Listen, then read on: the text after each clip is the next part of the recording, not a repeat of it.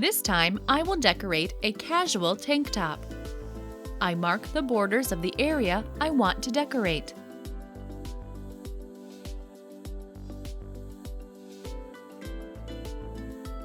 And I arrange rhinestones along the line I have marked.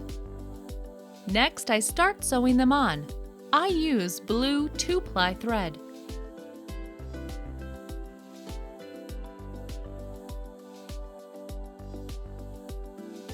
The thread won't stand out if you choose a matching shade.